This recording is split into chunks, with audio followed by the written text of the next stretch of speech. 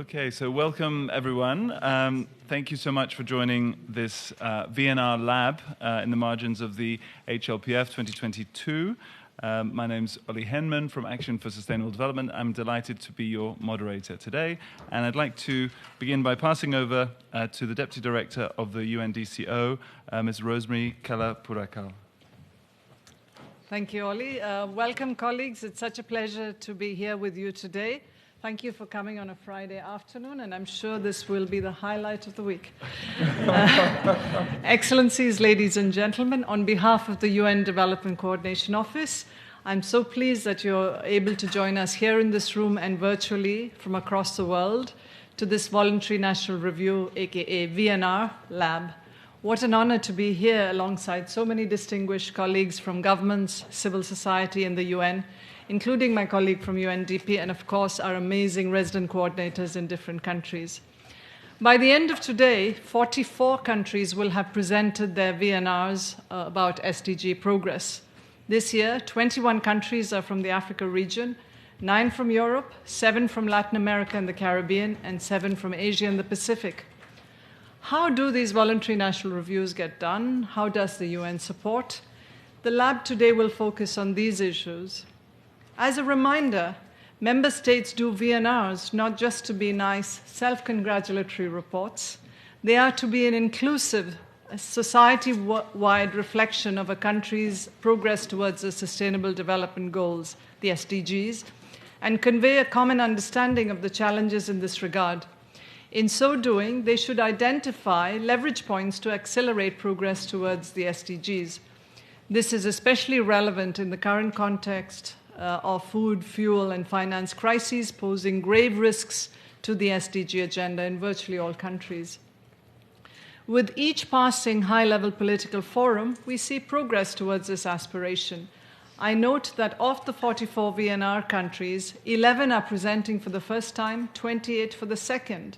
This means that most countries are presenting at least for the second time and are learning from the experiences of their first reviews. In realizing these aspirations towards an ideal VNR, UN teams on the ground under the leadership of resident coordinators play a pivotal role in supporting governments and stakeholders. I'm proud that we are also making strides in providing better and more coordinated support from the UN system for these processes. So, what does a coordinated engagement of the UN system on the VNRs look like? Fundamentally, it is about gauging the specific needs of the government for a successful VNR process and meeting the same by harnessing the full capacity of the UN system. In their leadership role, UN resident coordinators have been leading the political dialogue with government in identifying their needs, acting as an interlocutor between the full UN development system and the government. The follow-up and implementation support is provided by the UN system, then coming together to deliver the required technical support, including by UNDP, which is one of the lead UN entities delivering support to VNRs globally, from whom you'll hear later in the session. The offices of the resident coordinators also act as a one-stop shop in gathering information on the voluntary national review process, global guidelines, and on the nature of support that the UN system can offer. Ultimately, this streamlines the process and reduces transaction costs for countries. So what kinds of support are provided? Our internal data shows that in 2021, last year, in 79% of VNR countries, UN country teams advise government on their VNR process. In 70% of countries, they supported stakeholder consultations. For example, for Guinea-Bissau, presenting their first VNR this year, we were able to help them benefit from both resident coordinator and support from the Office of the High Commissioner on Human Rights for country-wide regional consultations with stakeholders. In El Salvador, the UNCT, coordinated by the resident coordinators, supported the design and implementation of the multi-stakeholder consultation process. In 64% of countries, the UN helped countries with data analyses for VNRs. This year, for Montenegro, the UNCT supported the government, for example, in building an SDG dashboard as part of the VNR process. In 69% of countries, the UN assisted governments in actual preparation of the reports. In Malawi, for instance, this year, the UN Resident Coordinator's Office coordinated a quality assurance process of VNRs with the entire UN country team, providing suggestions for improvement. In this regard, there is a rich and growing resource base to improve the quality of VNRs going forward from various thematic perspectives, and there's guidance coming up on themes such as social protection, human rights, stakeholder engagement, and engagement of youth and children in particular. All these resources can be obtained through resident coordinator offices that act as a repository and that can connect to specific entities. It's also important to note that RC leadership is helping improve access to the expertise of non-resident UN entities for the voluntary national review process, which, as you may recall, is one of the main key benefits promised by the UN development system reform. For example, the work by the Gambia on voluntary local reviews in 3 of its local government authorities was able to benefit from UN DESA and UN ECA expertise. Similarly, the RCs in Pakistan and Sri Lanka also facilitated UN SCAP expertise for a VNR twinning program between the 2 countries to facilitate mutual learning in preparing the VNRs. We will hear more such inspiring examples of coordinated UN support from our esteemed panelists today from Botswana, Cote d'Ivoire, Jamaica, Kazakhstan, and Sri Lanka. Let's recall that the VNR is just a stop along the much longer and complicated journey to 2030. The UN does need to accompany governments to implement the VNR findings with some urgency to move the needle on the SDGs. I hope that together we can make this possible. Welcome again to all of you to this VNR Lab on behalf of DCO, and look forward to a very productive session today. Thank you.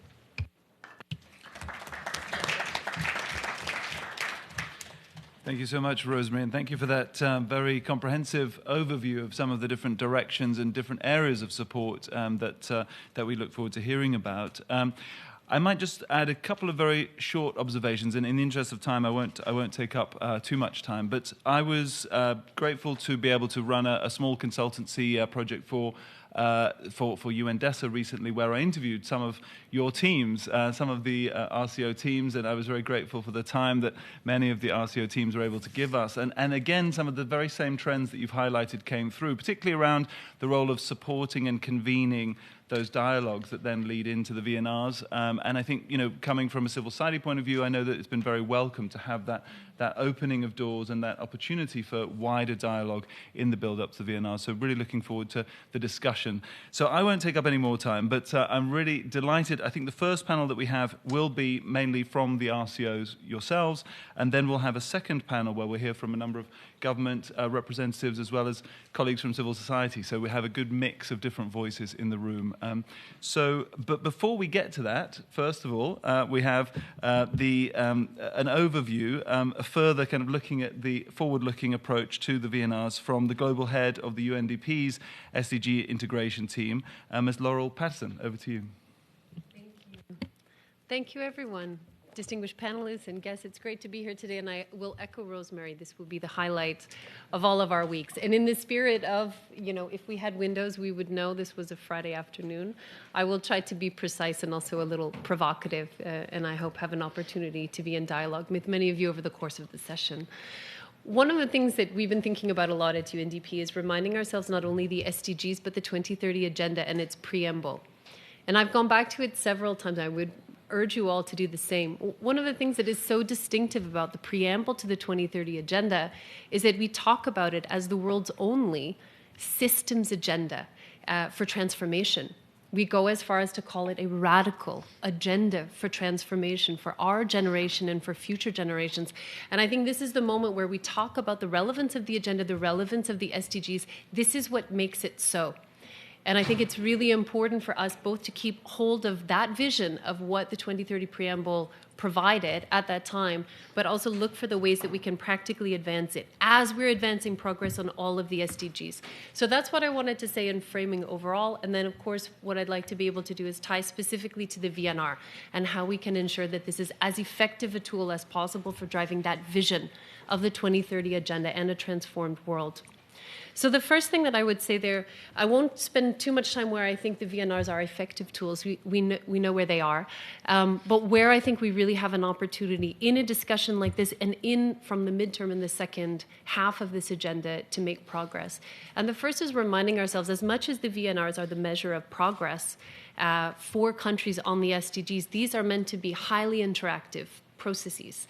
And so one of the challenges that I put on the table for us is how can we ensure that in the design, in the development, in the exchanges that we have here in labs such as these, we're ensuring an interactivity and, as Rosemary said, the learning exchange around the VNR, especially for countries that are coming back in multiple rounds. One of the things that can be difficult in formal processes and formal documents is to create the space for learning insights, the things that we would say over coffee, the insights we might have at a cocktail reception, but don't find their way into documents. And without that, we lose a lot of the richness of what countries are experiencing and what you are all aware, and I'm sure we'll hear from panelists over the course of this panel and others. So I do think that's a challenge and an opportunity for us to ensure that the VNR is really understood as something that's live, that's dynamic, and that is interactive, not only in the room or in the HLPF today, but over the course of the year. Second point I wanted to raise there is that as much as the VNR is, of course, an analytical, it is a statistical, it is an incredibly rigorous process we want it to be, it's also political. So where I think we also have an opportunity to discuss together and move the needle is to ensure that these are truly whole-of-society approaches. And I know we have some civil society panelists here today as well, too. How can we ensure, what are we learning from the perspectives of innovation, of different forms of dialogue and consensus building to ensure that we're approaching the VNRs from the perspective of buy-in, co-design from the beginning? And I think that's a challenge for us because we work, of course, across we represent different interests. We work across different parts of society, different parts of government. So here I think there's a real opportunity for us to work together on capturing some of the good practices in design to ensure that we're leading a whole of society right from the beginning of a VNR process through its validation. The third and final point that I would put on our collective agendas today is to say not only is the VNR an opportunity to reflect on SDG progress, but also progress on the principles of the agenda. And there I think we have an opportunity to deepen the reflection, either in the formal VNR documents or in spaces like these where we're coming together on insights, to ask ourselves, how are we advancing the principle of universality in the VNRs? How are we advancing the principle of integration within the VNRs? How are we ensuring that leaving no one behind is a principle that we can measure, that we can return to over and over again? And those, I would say, have qualitative dimensions to them, those challenges, but they're also quantitative. Where data is not disaggregated, it's incredibly difficult for us to measure progress on a principle such as leaving no one behind. But this is where I think we have a real opportunity moving into the second half of the agenda. I think it's critical to the relevance, to the learning, to be able to understand how progress is taking place and where, to have more of these principles in mind. From UNDP's perspective, we've been very focused on sustainable futures. So how do we look ahead? How do we hold in a systems perspective the various overlapping crises that we're seeing today, the different dimensions which many countries are facing, the difficult choices, often amidst a high level of uncertainty, often without all of the data information that we would want to make a good decision? How in those contexts are we able to identify not linear solutions, not silver bullets? We know that there are none of those, unfortunately, but we know they aren't there. So what does it take for us to start thinking in pathways? And when we think in pathways in particular, how do we think about what we would call clusters of options, considerations? They'll be different in different contexts. They'll be different for different partners. And how do we interrogate those options and those pathways to be able to make the best possible choices for development progress? And so 3 things that I'll leave you with that we are working on and working to create a set of global assets that are accessible to anyone, anywhere. I think the other really important thing that we've learned in COVID is that we need data, we need analytical tools, we need insights that are open source and open code. We work in a lot of different places and different platforms. They aren't connected to each other, and it makes it really difficult for our partners, for the ones that are making those difficult choices, to do so with the best that's available to them. So one of the areas of research that we've led at UNDP is on something we've called the SDG push. And the idea here was that we created a series of scenarios with University of Denver, our partners at the Party Center, to look at what could potential futures look like as a result of different COVID scenarios. One, playing forward what we were seeing in the middle of 2020 onwards, similar levels of economic disruption, similar levels of mortality, a high damage scenario, worse in all of those ways, and then an SDG push. And what was unique about the SDG push is that we worked with policymakers across a number of sectors, and we said, what would it look like if we took an integrated package of policy measures and played that forward to 2030 and to 2050? Would we see benefits? Would it look the same? Would it be demolished by COVID in any case? And what we found when we put that scenario together is that, in fact, the SDG push trajectory outperformed even the 2019 no COVID scenario.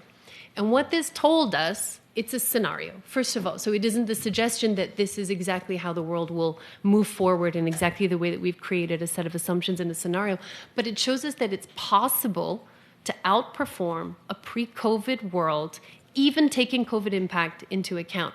And what we think is important about that is that it is so important that we're focused on possibility and hopefulness in a way that we can do something with, not empty optimism.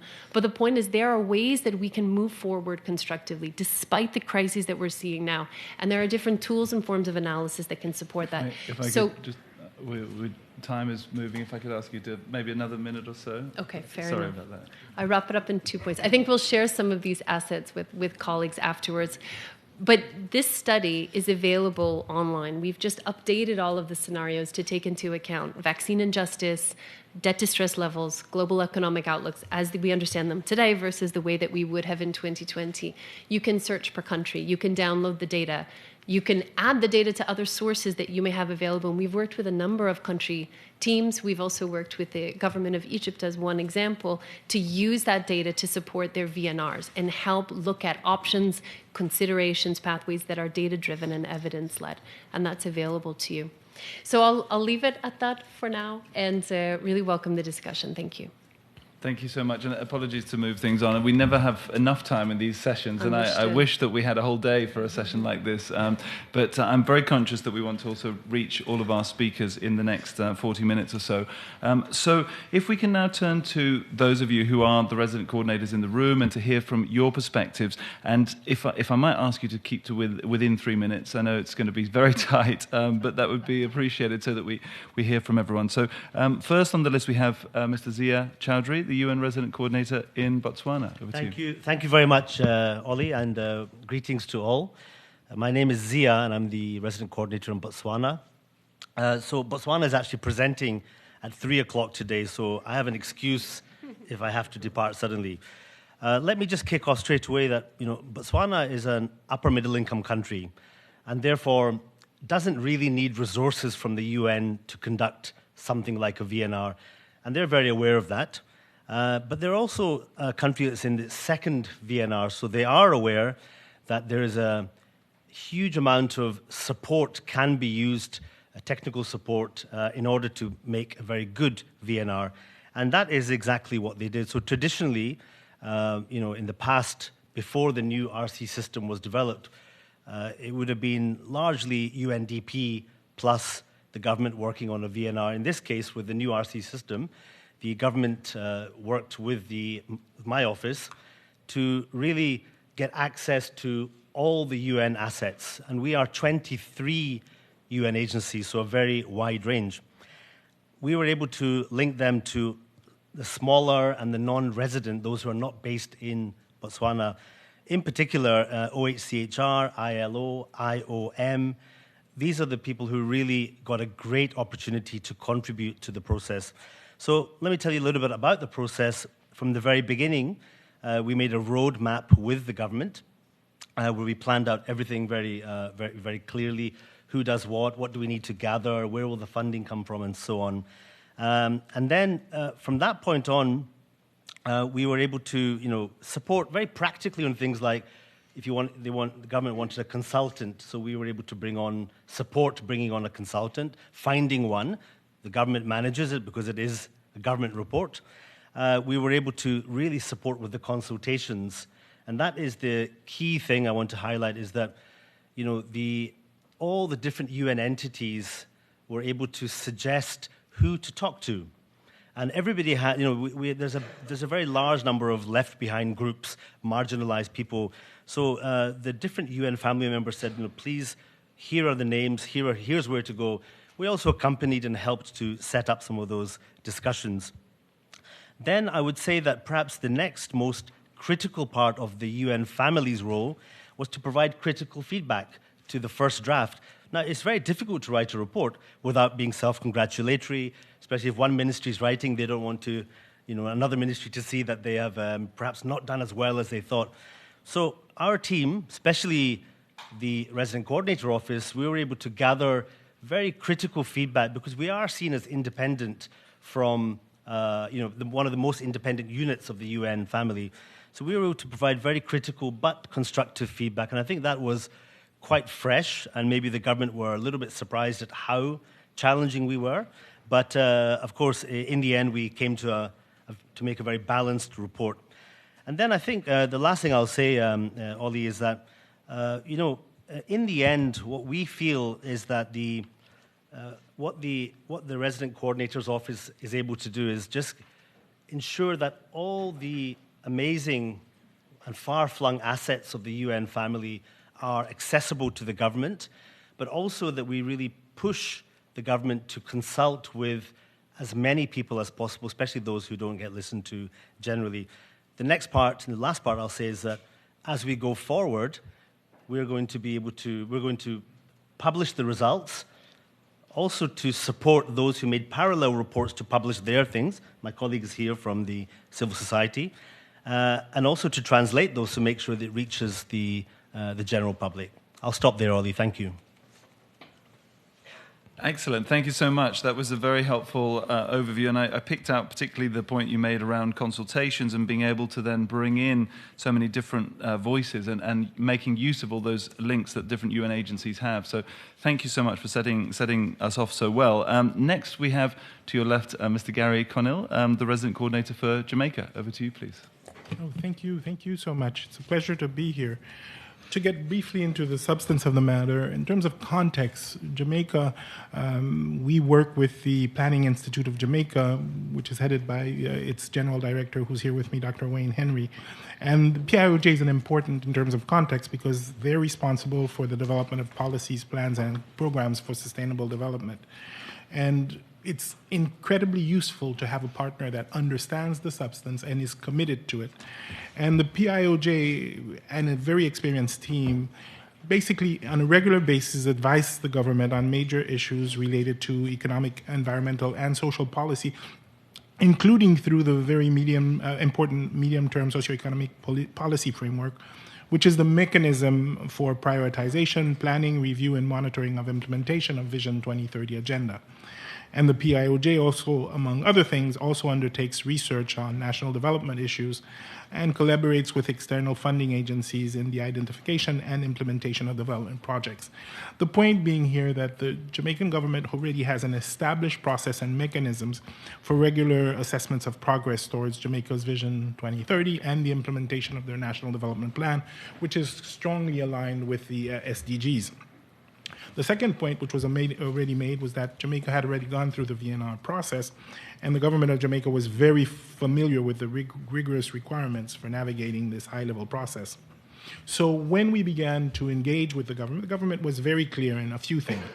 First, its commitment to a whole-of-society approach that would be evidence-based and objectively reflect the country context in terms of progress towards the SDGs. But also, they wanted to have a more in-depth review and analysis of how the country was doing on each goal, but further than that, and identifying other things that could accelerate progress towards the SDGs. So clearly, they wanted to have things like lessons learned from major socioeconomic shocks, like the pandemic. They wanted to understand real opportunities for accelerated progress in specific areas, clean water, climate change, sustainable use of oceans, among others. And so, because we had a clear understanding of the vision and where the government wanted to go, it was easy for the RCO to come together to do a few things. First, as was said, ensure coordinated support of the UNCT to the process. So our goal here was to really make sure that the final VNR document, strongly guided by the vision of the Jamaican government, would benefit from a robust contribution of UN agencies, funds, and programs. And building on experience we had had before, we asked agencies to go beyond the specific, the limitations of their specific mandate, to look at their contributions in the context of a more holistic approach and in the context of policy coherence. And I think this would prove to be interesting when you look at the document that Jamaica has presented this time. Now, of course, our support also included making available update research, best practices, lessons learned on key areas of interest, access to the youth and civil society networks and partnerships, including, of course, as was mentioned, the focus on leaving no one behind. We were able also to mobilize expert contributions from our regional and global networks, which proved to be quite interesting as we progressively gave feedback to the document as it was taking shape. We also made available a dedicated technical consultant who worked hand in hand with PIOJ and experts from government agencies to frame a document from which included specific recommendations on way forward. The RCO was involved in supporting the government in its efforts to frame the story, and this was important also, and I found quite interesting if you have a chance to look at the document. First of all, a document that would, of course, focus and be relevant to the people of Jamaica, but also would be quite relevant to other countries, including SIDS, facing similar challenges and opportunities. So you have a wealth of usable best practice. But we're not finished. With the government of Jamaica, we are now planning for a national dissemination of the VNR through, among other channels, a national launch of a new web-based SDG platform. So there is this consensus and commitment to moving this forward. Again, it's based on the fact that we have an interface that really wants to do this and is committed to this. So in summary, I've been doing this for a while, and I can tell you this has been an incredibly interesting experience for us. The reform process and the independence of the RC, I think, and the RCO, as was mentioned a few minutes ago, really gives us that perspective to make the most of the wealth of assets that we have in country, to bring that together in a coordinated form, and then to allow the government to use it in its most effective fashion. Thank you so much for the opportunity.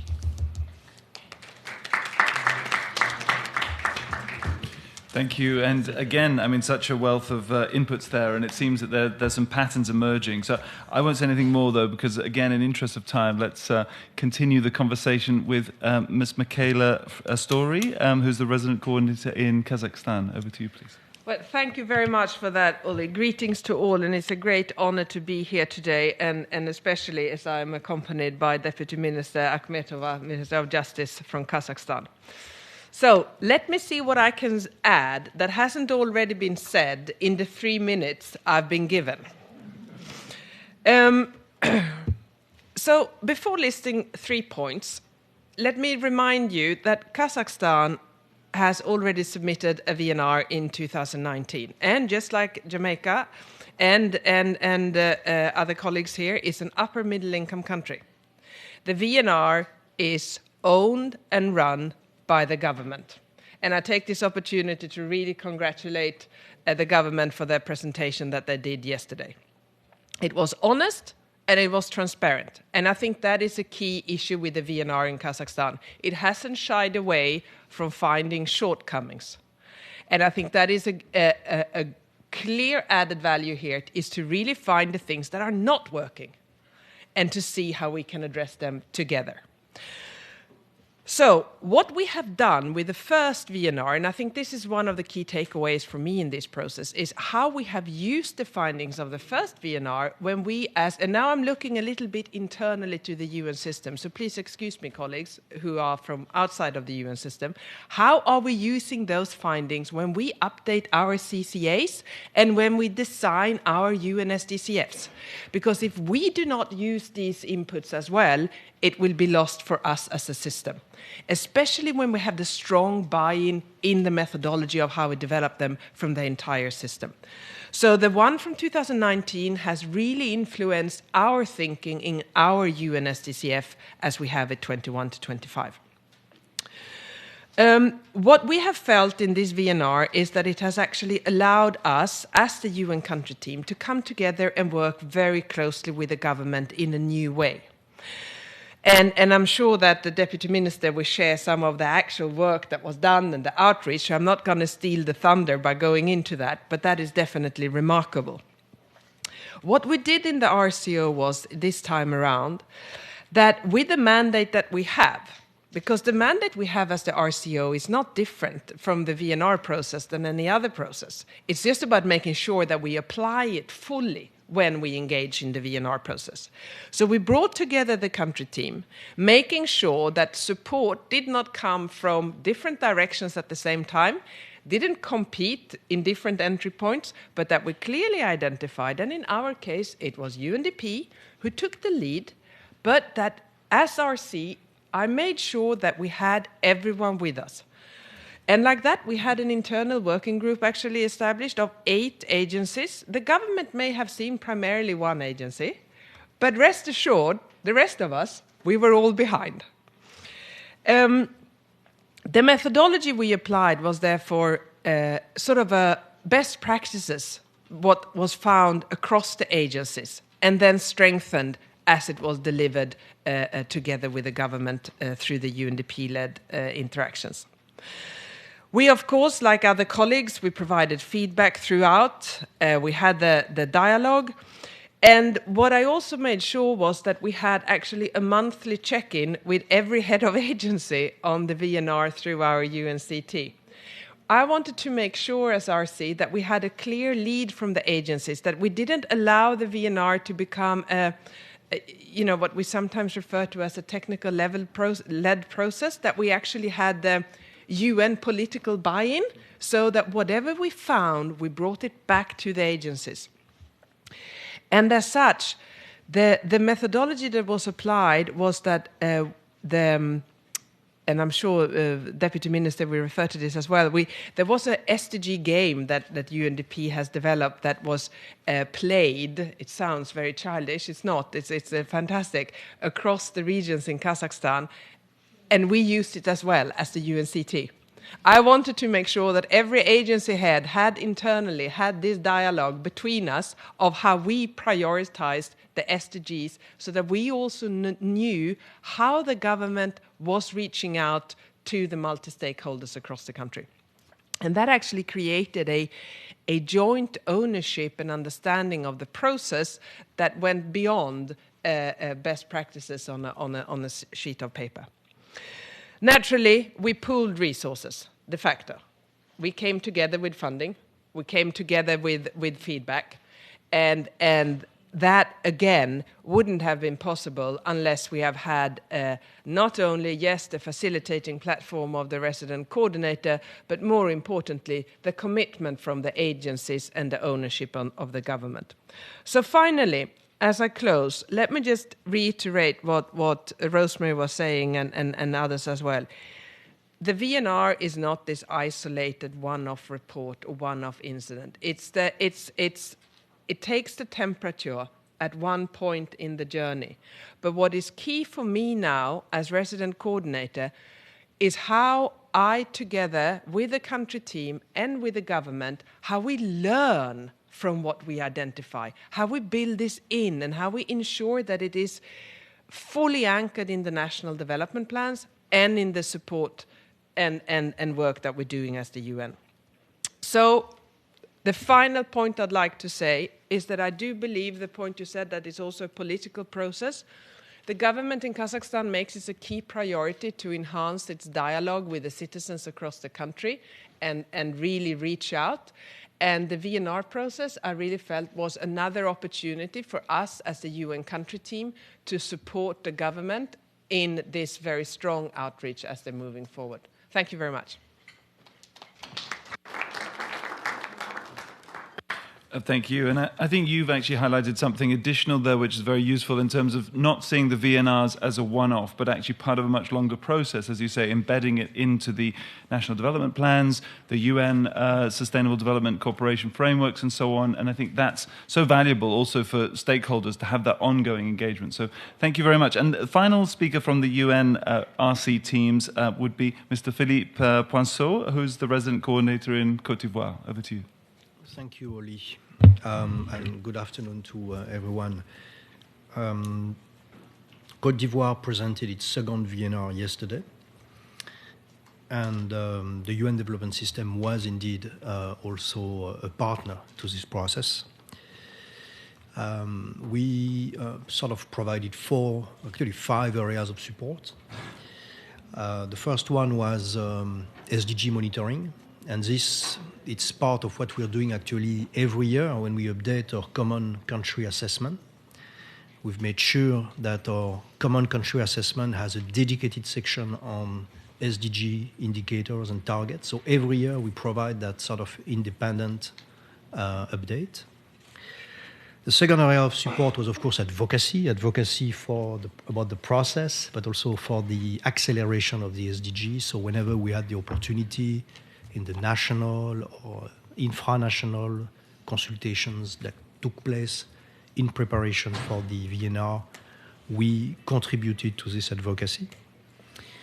Thirdly, at the request of the government, we conducted an in-depth analysis for each one of the 5 SDGs that were selected for this year's event.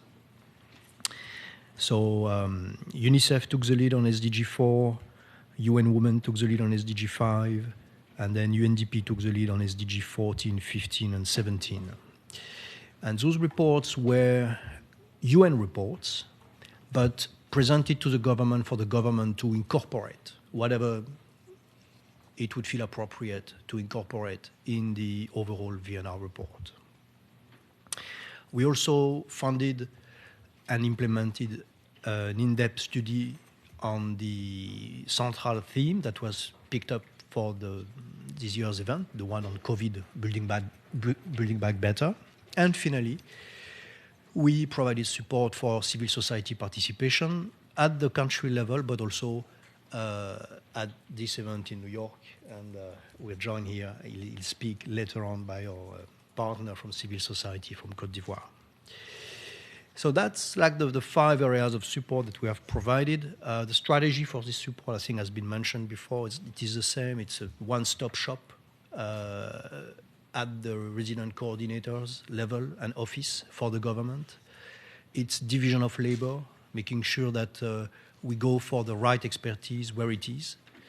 And it's also having a joint support strategy up front so that we all agree on what's going to be done and when.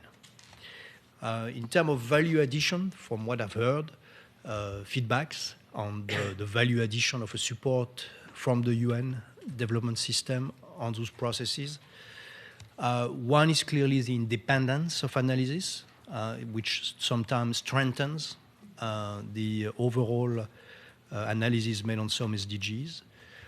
The additional expertise that we can provide, the greater visibility also that being associated with the UN development system gives to the process. And of course, as said earlier as well, this is not a process that stops with the submission and the presentation of the reports. It continues.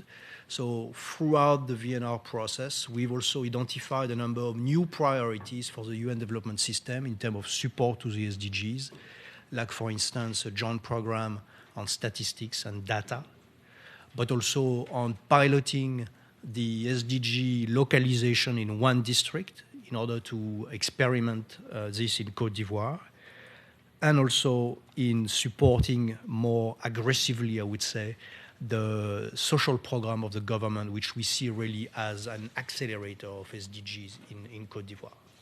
So that's the quick summary. I just would like to say, though, at the end, that this particular process this year was very interesting also because, in a way, government, and I'm sure everywhere, were focused on immediate priorities, managing crises, being health, food, energy, and being able to sort of take a step back and again, look medium term towards those SDG targets was very helpful also as a process. And in a way, it really helped us. And when I say us, is the government, everyone, put the SDG back at the forefront of the development agenda, and this is very valuable. Thank you. Thank you so much. And we really are, unfortunately, running out of time, as we always do in these events. I've been asked if I might beg the indulgence of the 2 government representatives, if we might hear from Botswana first, just because Botswana will be presenting very shortly, and we have a colleague here from Botswana. So if you're ready, Maipela, I wonder if you might come in first, and then we'll come to our government speakers, if that's okay. Please. Thank you so much, Oli. Afternoon, everyone. My name is Maipelo Pale. I am from Botswana, from a civil society council. It's called Bokongo. So it's called the Botswana Council of Non-Governmental Organizations.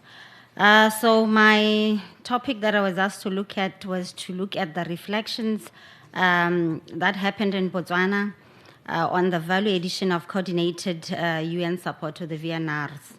So following Botswana's decision to be part of the 2022 VNR report presentations, which Botswana was making her second appearance, a team was put together by the Ministry of Finance as this process was state-led. The team was made up of UN agencies and then line ministries of SDGs that were under review, and of course, what civil society, namely Bokongo. So what the UN did, or coordinated UN facilitated, with pulling together of resources from its different UN agencies for the joint roadmap strategy, which in turn was able to procure technical support in form of a consultant, and also was able to assist to make nationwide consultation a success. So this consultation, what happened was, because there was this national steering committee, which all the three sectors of society were part of, Bokongo was able to tap in her regional coordinators because we are spread across the country.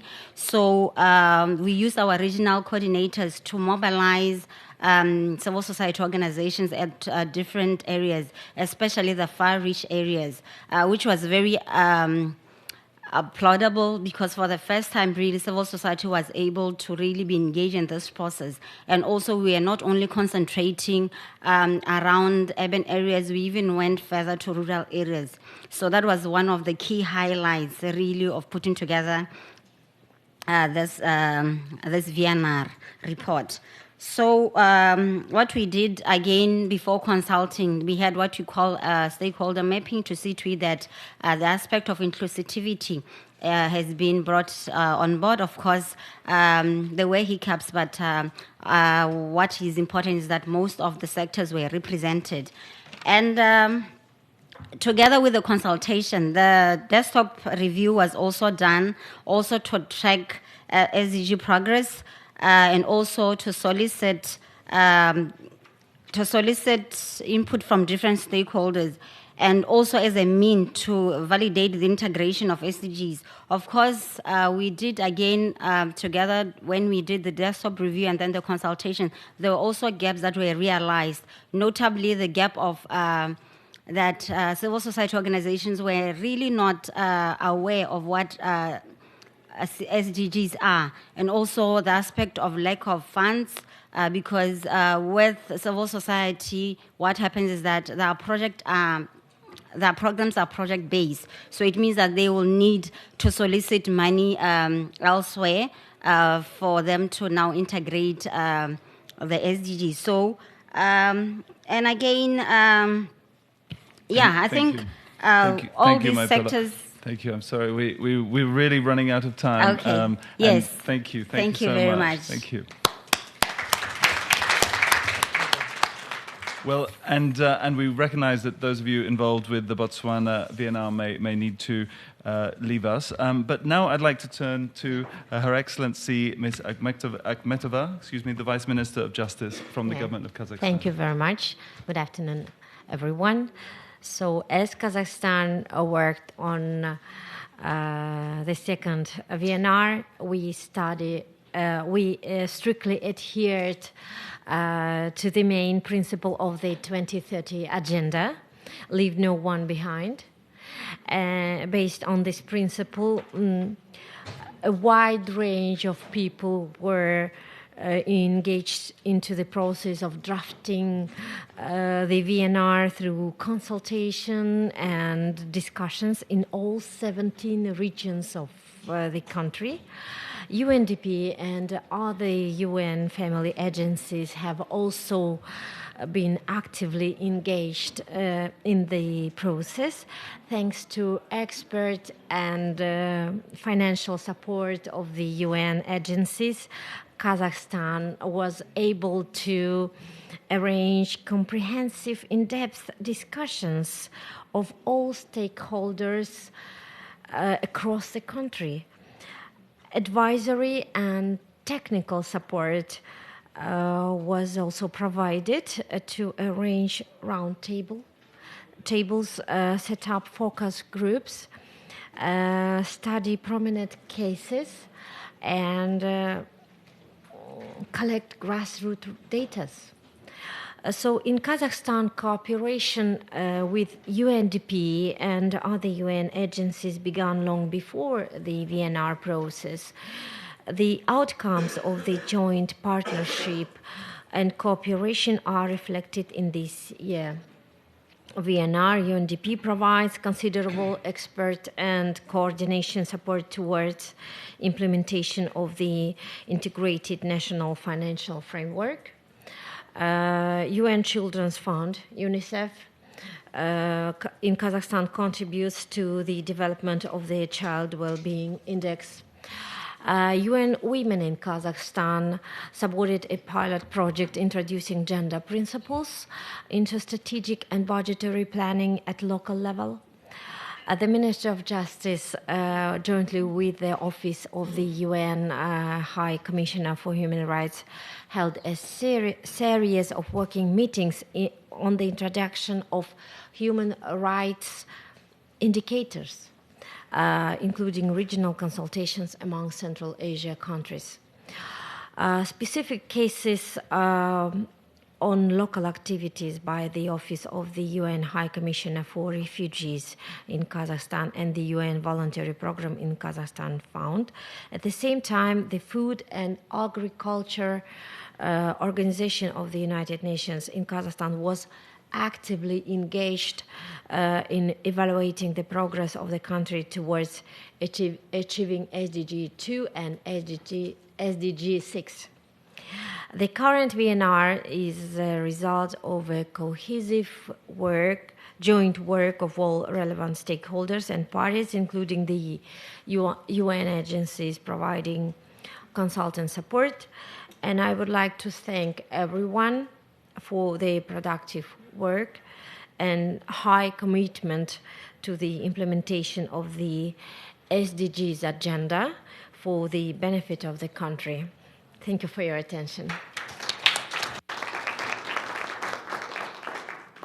Thank you very much. And again, we are running out of time, but I've been told if those of you who are willing to stay, we might stay a few minutes over the hour. We did start late because of the previous event, so I hope some of you may be able to stay with us. Next, we have Ms. Chamindri Saparamadhu, Director General of the Sustainable Development Council of Sri Lanka.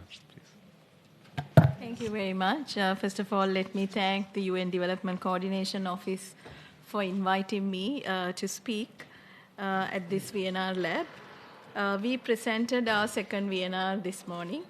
As you know, Sri Lanka conducted this VNR during unprecedented times, unprecedented challenges and uncertainties.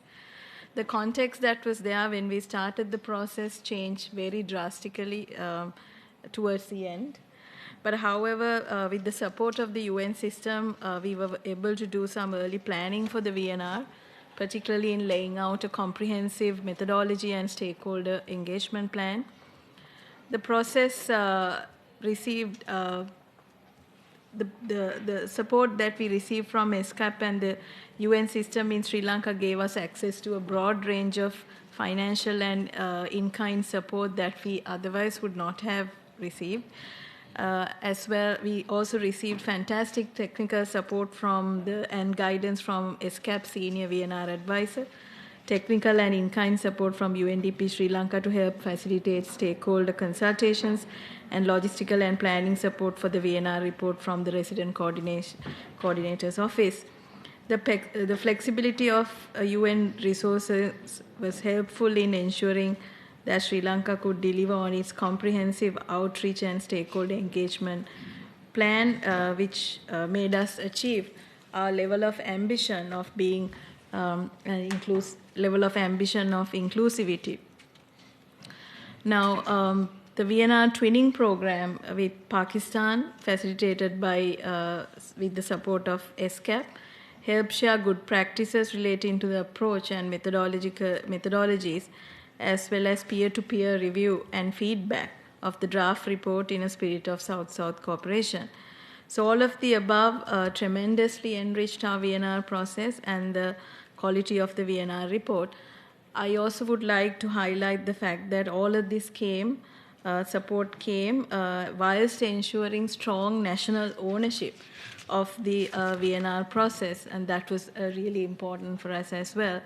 Now, going forward, we like to look beyond the VNR, and as we try to build forward as a country from the current economic and political crisis, I think the UN system has a greater responsibility in ensuring that whatever the recovery plan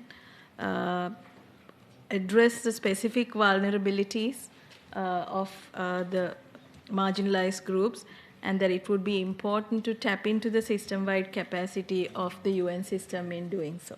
Thank you very much. Thank you so much, and thank you for the openness around some of the challenges that you faced. Clearly, it's a very challenging context in many countries at the moment, and I think that's one of the values of a space like this, where people can actually share where the challenges are and how to overcome those. So thank you so much. And now coming back to Jamaica, Mr. Wayne Henry, Director General of the Planning Institute of Jamaica, the PIOJ. Over to you, please. Thank you so much, Ollie. Good afternoon, everyone. As you heard, Jamaica presented its second VNR this morning, and the UN RCO and the UN organizations in Jamaica have been extremely valuable partners in the process of advancing the SDGs in Jamaica. And they brought tremendous help through technical cooperation and financing in areas such as capacity building, research, innovative financing, localization, and monitoring and evaluation.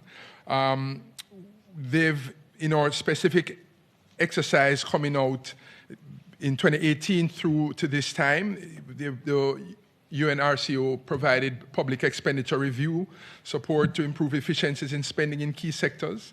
There's the development of innovative financing mechanisms to channel financing to the SDGs. They supported our localization efforts through the advancing the SDGs through Vision 2030, Jamaica, that's our National Development Plan, a project which included capacity building and engagement of the local authorities to strengthen local level alignment with the SDGs. The multi-country sustainable development framework continues to provide a mechanism to support the advancement of the SDGs in Jamaica and the region. And the work of the RCO it supports on the central tenets of our implementation and monitoring, including the preparation of the VNR.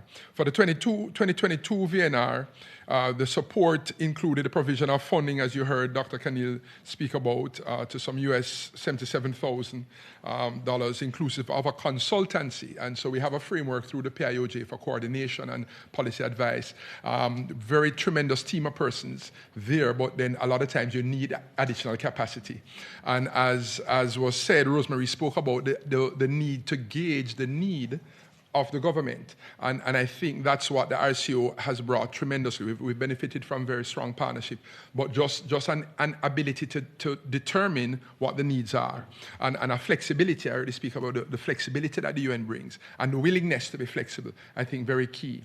Laurel spoke about the need for dynamism, that it's not just a one-off, but it's an ongoing process. And you heard Dr. Conille speak about the need now to continue in the work of dissemination and engagement and going forward. So I think those are extremely important that we see. They did the reviews with us as we were able to. You spoke of the objective voice and also collective knowledge in the UN that brings that process. So our PIOJ, the SDG Secretariat, is housed in the Planning Institute of Jamaica in Jamaica, and the UNICEF partnered in our youth-led consultative process that fed into this VNR. It was led by youth, but the UNICEF brought their own expertise and helped to support that process. We had, a number of engagements around just how we do in terms of corporate social responsibility, engaging at the local level along the tenets of what we are presenting now. What I've found is particularly Dr. Conille and the team, very accessible. So it's twofold. You have to be able to listen. Bretton Woods, some of our multilateral partners over the years, you have the criticism of being too prescriptive, and so for ownership, you want it to come from the country, for it to be relevant, and for us to take the lead, and that's important. So you come to listen, but then also having a good idea of what's in your toolbox to say, as I hear you, this is what you're thinking in the research that you will bring to say, looking at where Jamaica is, we think this will be relevant from our range of experiences in what they call comparator countries in the same situation. This is what's happened. And we've had those rich engagements, I think, with Dr. Conille. Some of us are academics background, some of us, so we think a lot, and so as we engage with us brainstorm, and a lot of things come out of that. And finally, I want to say the can-do attitude is very refreshing. So Dr. Conille said, we're going to make it happen. And so the trust is there. And I speak about that. It's very important because, somebody says transactions happen in an economy at the speed of trust. And so if we don't trust you, then you're going to have to go through hurdles, and it's going to take a long time to negotiate. But if we trust you, and so when you say something and you're going to deliver on it, the trust builds. And you would have a new team may have come in on the shoulders of who was there before. So it's important, the brand. You're still UN. It's a brand that you bring, the RSU. But you bring your own unique personality, you bring your own style. And as you engage us, it helps that flow of trust and the flow of results. And as we get into a results-based framework, we want to see results. You begin to highlight, and you speak of lessons learned from our first VNR, incorporated here, but we don't stop here. From 2 VNRs now, what are we learning in terms of gauging going forward? So we're very impressed, we're very satisfied, and we look forward to continued collaboration as we go forward. Thank you. Well, thank you for raising the energy levels in the room as well on a Friday afternoon. Very much appreciated. And I think you highlighted something as well around resourcing, both in terms of the resource of information and expertise, and the actual resource in terms of financing and funding. So thank you for highlighting those points. So our final speaker, and thank you to those who've been able to stay with us these extra minutes. Our final speaker, I'm delighted, is from the Civil Society Coalition in Cote d'Ivoire. Good to see you. Mr. Jakala Ouattara, please, it's over to you. Merci. Moi, je vais parler en français parce que mon anglais est très, très limité. Alors, donc, c'est un honneur et un plaisir pour nous de prendre la parole devant cette auguste assemblée pour partager l'expérience que la société civile a pu développer avec le système des Nations Unies pour le développement. Mais avant tout propos, permettez-moi de saluer au nom des organisations présentes ici, notamment la présidente de l'initiative des organisations de la société civile pour les objectifs de développement durable et le partenariat exemplaire. Il faut dire qu'avant le VNR, le processus a démarré depuis les objectifs du millénaire de développement. Mais le focus ou l'élément fondamental à l'époque, c'est qu'on était de façon cloisonnée, on évoluait de façon cloisonnée, isolée. Mais avec l'avènement des ODD et l'appui du système des Nations Unies, il y a eu une coordination des actions, et ce qui a permis de mettre en place une plateforme qui est un véritable creuset au sein duquel se retrouvent toutes les sensibilités du niveau local jusqu'au niveau national, et qui permet de mutualiser notre participation et qui permet d'être plus efficient et plus efficace dans notre collaboration avec les autres parties prenantes. Ensuite, l'appui du système des Nations Unies a effectivement solidifié ce cadre fédérateur et que nous tenons à souligner. Donc cette collaboration renforcée a permis de capter toutes les initiatives qui vont dans le sens de ne laisser personne de côté afin de garantir l'inclusivité, afin de garantir l'inclusion sociale et prendre en compte les inégalités. Deuxième chose sur laquelle il y a eu plusieurs expériences, mais je vais en citer quelques-unes et qui vont me permettre de bien capter il y a une meilleure coordination, une meilleure concentration et concertation avec les organisations de la société civile. Et désormais, on ne va plus à la table de négociation en victime résignée ou en termes de consultation, mais en termes de concertation. Et nous sommes des parties prenantes au même titre que le gouvernement et les partenaires au développement du secteur privé. Et ça, c'est le partenariat avec le système des Nations Unies qui nous a permis de renforcer ce cadre-là. Alors, il y a eu pas mal d'organisations et d'activités qui ont été... Pour le premier VNR, on a eu à faire une consultation nationale qui nous a permis de produire un rapport alternatif, mais qu'on a reversé au niveau du VNR. Pour ce deuxième VNR aussi qu'on a présenté demain, aussi, il y avait aussi une consultation de la société civile. Il y a aussi la revue des expériences en termes de ODD 16 ou des petites parties que nous avons pu capter. Il y a eu un petit déjeuner de causerie sur les discussions avec les directeurs de cabinet des ministères, avec l'appui du système des Nations Unies. Et ensuite des rencontres avec les 33 préfets de région toujours avec l'appui du système des Nations Unies, voilà, pour pouvoir travailler sur ce domaine-là. Alors, ensuite, on a eu la situation des statistiques des ODD qui prend en compte les vulnérabilités avec l'Institut national des statistiques. Ça, c'est le travail que nous avions à faire grâce au système des Nations Unies. Et enfin, il y a eu pas mal, comme je le dis, d'analyse et l'engagement de la société civile dans l'élaboration, la mise en œuvre, le suivi des politiques publiques. Ça, avec cet appui-là, ça nous a permis de nous bonifier et d'apprendre de meilleures pratiques pour nous insérer dans le tissu. Alors, comme autre élément à souligner, l'appui du système des Nations Unies nous a permis aussi d'être présents. Parce qu'on dit, la bouche qui sort, l'eau qui sort du poisson est l'eau la plus fraîche. Si nous sommes là aujourd'hui, c'est grâce au système des Nations Unies. Et ça a été le cas en 2015, quand on a adopté les ODD, ça a été le cas à chose. Permettez-moi 2 minutes, avant de, comme perspective... 1 minute, pardon. Comme perspective, et nous comptons au sortir d'ici organiser des dialogues de politique de haut niveau avec la société civile, tant à Abidjan, à l'intérieur du pays, et ensuite faire des séminaires de renforcement des capacités. Et je voudrais insister sur le pool d'experts qu'on appelle ambassadeurs des ODD au niveau de la société civile que nous comptons mettre en place et former, constituer un pool de formateurs afin que la Côte d'Ivoire puisse réaliser l'agenda 2030 avec l'appui du système des Nations Unies. Je vous remercie. Parfait, merci bien. So apologies that I don't believe there was interpretation, but just for those who maybe weren't following the French, there is a presentation that you should find on the desks that summarizes what we've just been hearing from Côte d'Ivoire.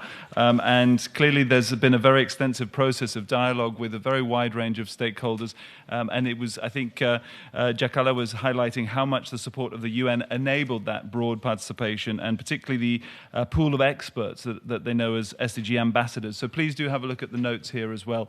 I can see that people need to move on to the next sessions, and we, again, are very grateful for this conversation. I think it feels to me this is really the beginning of a discussion, and it's been a privilege for me to hear all of the different experiences and the richness of experience and dialogue that we can take forward. I know that the DCO will be in touch with all of you and will continue this dialogue in the future. We're very grateful once more for all your time in such a busy schedule, particularly to those who've been presenting today. Thank you so much, and look forward to keeping in touch. Thank you.